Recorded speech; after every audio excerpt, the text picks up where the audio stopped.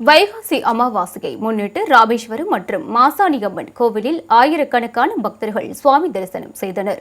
கோவை மாவட்டம் ஆனைமலையில் உள்ள மாசாணியம்மன் கோவிலில் வைகாசி மாத அமாவாசை என்பதால் 18 வகையான மூலிகை திரவங்களால் அம்மனுக்கு சிறப்பு அபிஷேகங்கள் நடைபெற்றன.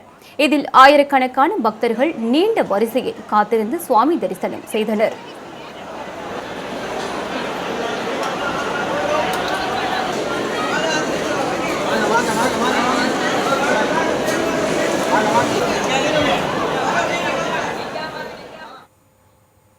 ராமேஸ்வரம் ராமநாத சுவாமி திருக்கோயிலுக்கு அமாவாசை தினத்தை ஒட்டி அதிகாலை முதலே பல்வேறு மாவட்டங்கள் மற்றும் மாநிலங்களில் இருந்து பக்தர்கள் குவிந்தனர். அக்னி தீர்த்த கடற்கரையில் குவிந்த பக்தர்கள் புனித நீராடி முன்னோர்களுக்கு எள்வண்டம் வைத்து திதி கொடுத்தனர். நீண்ட வரிசையில் கலக் கோபுரம் வரைக்கும் வந்துருச்சு தீர்த்தம்.